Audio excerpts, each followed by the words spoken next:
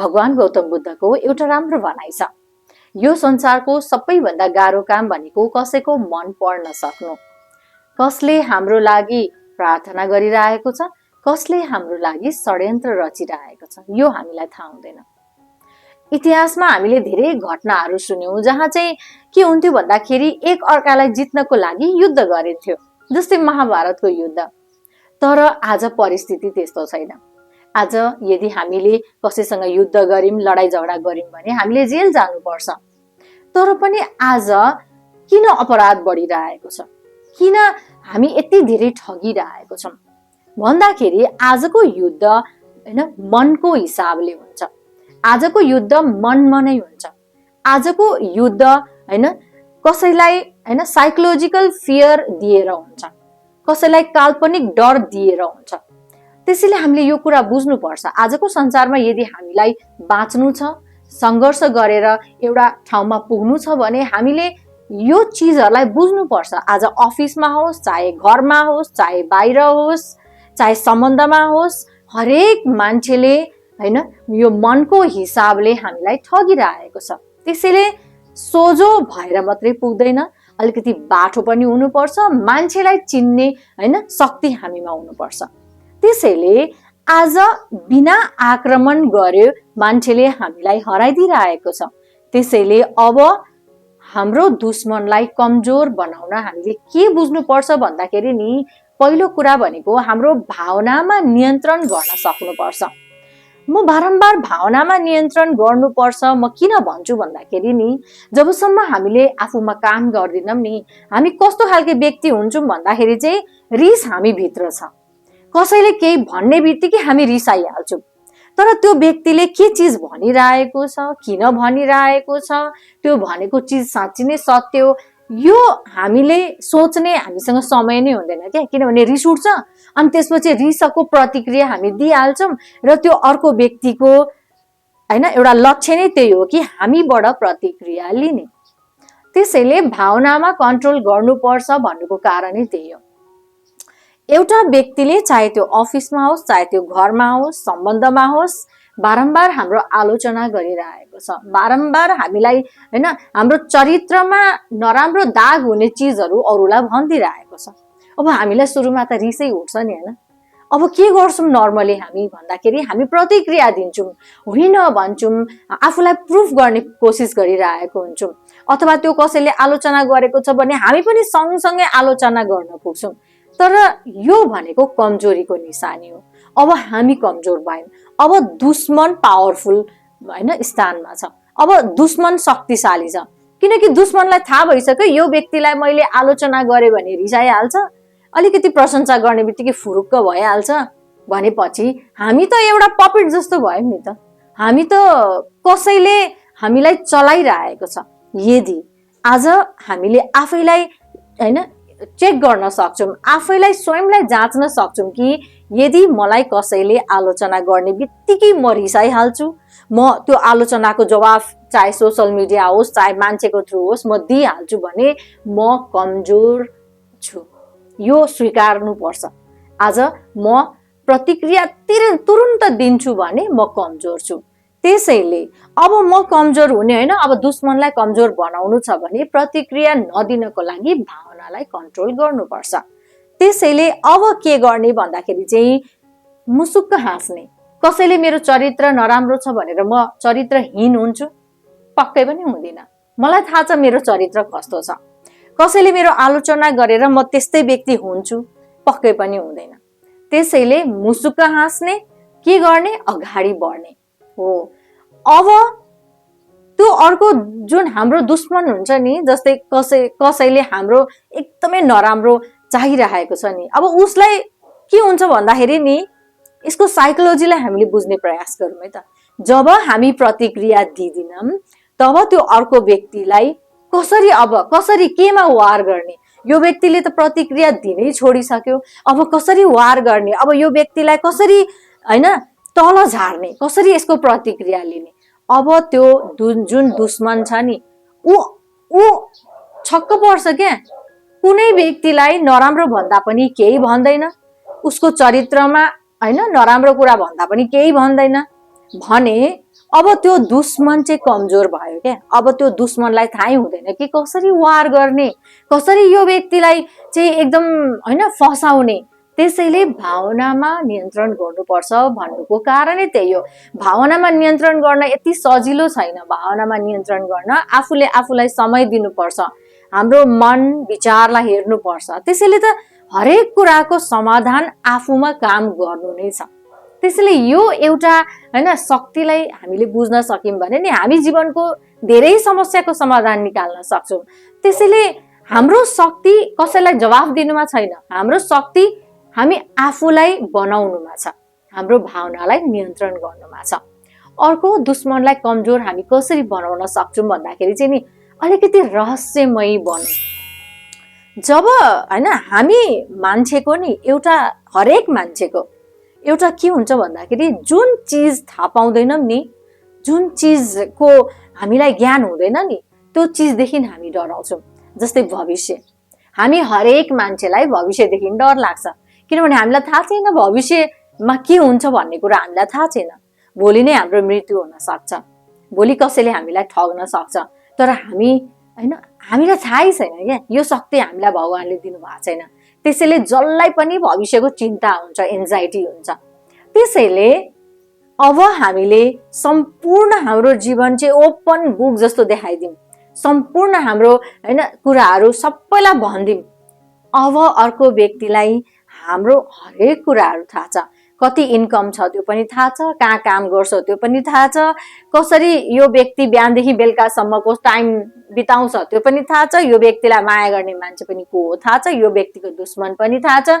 अब त्यो अर्को जुन व्यक्ति छ जसले चाहिँ हाम्रो राम्रोको कहिले पनि चिताउँदैन भने त्यो व्यक्तिले हामीलाई वार गर्न सजिलो हुन्छ। थाहा भएको कुरामा वार गर्न सजिलो हुन्छ, तर जुन कुरा थाहा छैन, अब अर्को दुश्मन जुन व्यक्तिले हामीलाई नराम्रो चाहना गर्छ नि हैन, त्यो व्यक्तिलाई हामीलाई वार गर्न सक्दैन यदि हामी रहस्यमय छौं।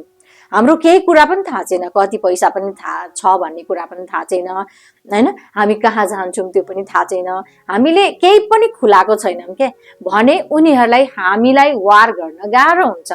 त्यसैले अब हामी शक्तिशाली भयौं, जहाँ हामीले चाहे त्यो सोशल मिडियाको थ्रु, चाहे रिलेटिभको थ्रु हैन आफन्तजनलाई हामीले सर्वस्व खोलेर राखिदिएको छौं भने दुश्मन बलियो भयो।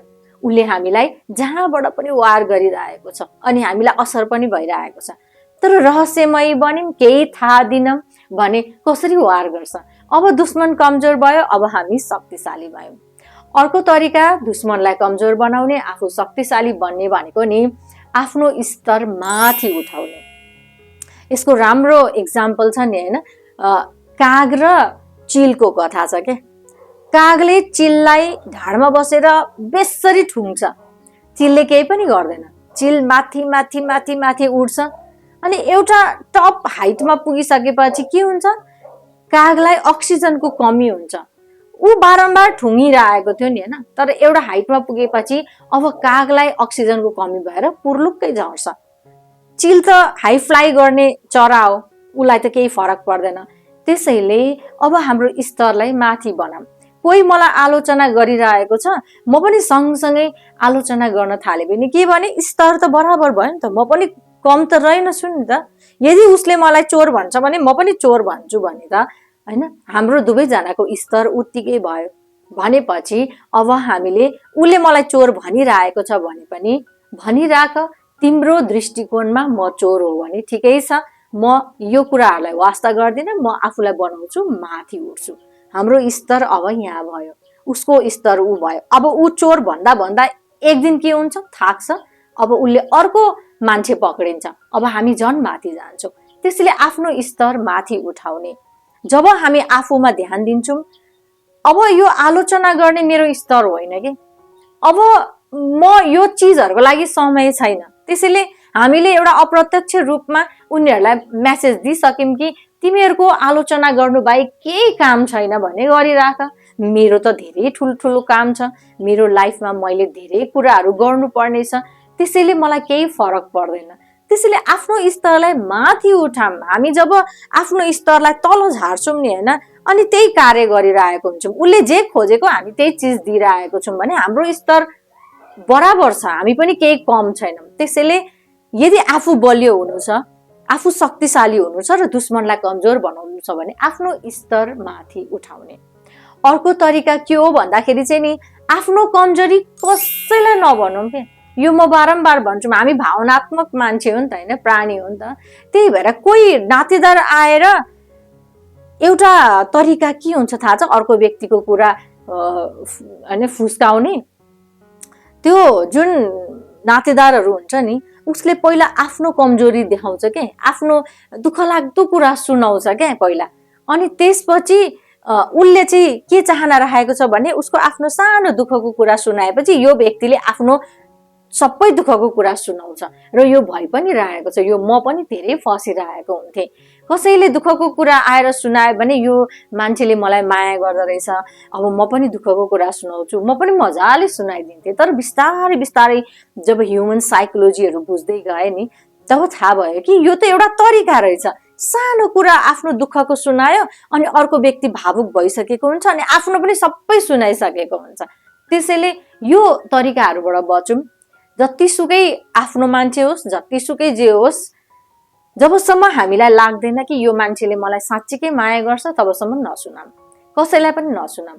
त्यो एउटा दुईटा व्यक्ति चाहिँ हुन्छ मान्छेको जीवनमा जसले हामीलाई माया गरिरहेको हुन्छ, त्यो बाहेक कसैलाई आफ्नो कमजोरी नदेखाम। मसँग पैसा छैन भन्ने कुरा पनि सुनाउनु हुँदैन, मेरो काम अहिले अस्तव्यस्त छ भन्ने कुरा पनि सुनाउनु हुँदैन, मेरो सम्बन्धमा दरार आइरहेको छ भन्न पनि सुनाउनु हुँदैन। त्यसैले आफ्नो कमजोरी कहिले पनि सुनाउनु हुँदैन के, ताकि त्यो अर्को जुन दुश्मन हुने व्यक्तिहरू छ नि होइन, यो त हामीले अस्वीकार गर्नै सक्दैनौँ कि हामी जुन जीवन बाँचिरहेको छौँ नि, हाम्रो वरपर हाम्रो प्रगति हुने मान्छे होइन, प्रगति देख्ने मान्छे भन्दा हाम्रो नोक्सानी देख्ने मान्छे धेरै छ। यो त हामीले स्वीकार गर्नै पर्छ, हामी सबैजनाले भोगेको कुराहरू। त्यसैले जब हामी आफ्नो कमजोरी सुनाउँछौँ नि, एक कान दुकान मैदान भन्छ नि होइन, हो त्यही हो। एउटालाई सुनाए उसले अर्कोलाई सुनाइरहेको हुन्छ थपथाप गरेर, उसले अर्कोलाई थपथाप गरेर सुनाइरहेको हुन्छ। सो सबैजनालाई हाम्रो कमजोरी थाहा भयो भने उनीहरूले वार गरिहाल्छ नि। अब हामी कमजोर भयौँ, दुश्मन शक्तिशाली भयो। त्यसैले यदि दुश्मनलाई कमजोर बनाउनु छ, आफू शक्तिशाली बन्नु छ भने आफ्नो कमजोरी लुकाउने भन्ने होइन। अर्को हामीले के बुझ्नुपर्छ भन्दाखेरि चाहिँ नि दुश्मनलाई कमजोर बनाउने हो भने हामीले कम बोल्ने, धेरै सुन्ने। यो नि यति राम्रो छ नि, हामीले धेरै सुन्यौँ भने नि एउटा कुरा त हामीले के बुझ्नुपर्छ भन्दाखेरि नि कुनै पनि खराब व्यक्तिहरू जसको उद्देश्य राम्रो छैन, जसको नियत खराब छ नि, उसले धेरै बोल्ने मौका पायो भने नि उसले नि आफ्नो धेरै मिस्टेक गरिसकेको हुन्छ। राम्ररी सुन्यौँ भने नि उसको त्यो जुन बोल्दा बोल्दै गरेको शब्दहरूबाट पनि हामी यति ठुल्ठुलो एउटा होइन रहस्य निकाल्न सक्छौँ नि। त्यसैले सुनौँ, कसैको कुराहरू डिटेलमा सुनौँ, अनि पछि हामीले बिस्तारै त्यो कुराहरूलाई सोच्दै सोच्दै एकान्तमा बस्यौँ भने नि उसको कति कुरामा कति रहस्य लुकेको हुन्छ, कति कुराको समाधान हामीले देखेको हुन्छौँ। त्यसैले कुनै पनि मान्छेहरू यदि हामीसँग बोलिरहेको छन् भने उनीहरूको कुरा मजाले सुनौँ, आफ्नो कुरा धेरै कम, आफू धेरै कम बोल्ने, उनीहरूको कुरा धेरै सुन्ने। यो सुन्ने जुन शक्ति छ नि, मैले पनि मेरो जीवनमा धेरै अनुभव गरेको छु। जति म सुन्छु नि त्यति त्यो अर्को मान्छेको कमजोरी थाहा पाउँछु, जति म बोल्छु नि त्यति म आफ्नो कमजोरी देखाइरहेको हुन्छु। त्यसैले यो एउटा शक्तिलाई हामीले प्र्याक्टिसद्वारा ल्याउन सक्छौँ। आज हामी धेरै बोल्ने मान्छे छौँ भने अलिकति मौनको प्र्याक्टिस गरौँ क्या। जस्तै बिहान उठेर एकछिन हामी मौनमा बस्ने, बोली नहाल्ने होइन, अनि फेरि बिचमा दिउँसो पनि एकछिन 5 मिनट जति म मौनमा बस्छु भनेर प्र्याक्टिस गर्ने। यो प्र्याक्टिसले नै बढ्दै जाने हो, एकैचोटि आउने होइन। त्यसैले डराउनु पर्दैन। अर्को दुश्मनलाई कमजोर बनाउने तरिका भनेको नि आफूमा ध्यान दिने। यो हरेक जस्तोसुकै ठुलो दुश्मन होस्, जस्तोसुकै खराब मान्छेसँग हामीले व्यवहार गर्नु परोस्, यदि हामीले ध्यान आफूमा दिउँ भने नि यो जस्तो ठुलो गिफ्ट हाम्रो आफ्नो लागि केही पनि हुँदैन, यो जस्तो ठुलो बदला अरू केही पनि हुँदैन। जति हामी आफूमा ध्यान दिन्छौँ नि त्यति दुश्मन कमजोर हुन्छ। अब दुश्मनले कसरी एट्याक गर्ने हामीलाई, हामी त दुश्मनको कुनै पनि वारलाई हामीले हैन रेस्पोन्ड नै गर्दिनौँ, हामीले प्रतिक्रिया नै दिँदिनौँ भने दुश्मन थाक्छ। अब उसले अर्को व्यक्ति पक्रिन्छ। अब हामीबाट उसले त्यस्तो केही चिज पनि पाउँदैन, प्रतिक्रिया पनि पाउँदैन। अनि त्यसपछि एककोरो उनीहरू वार गर्न सक्दैनन् क्या, जब मान्छेले प्रतिक्रिया दिँदैन। हामी त आफ्नो लाइफमा मस्त छौँ, आफूमा काम गरिरहेको छौँ, दिनदिनै प्रगति गरिरहेको छौँ भने अब दुश्मनको खेल खतम, दुश्मन कमजोर। अब दुश्मनले त्यो फेरि अर्को कमजोर व्यक्तिलाई एट्याक गरिरहेको हुन्छ।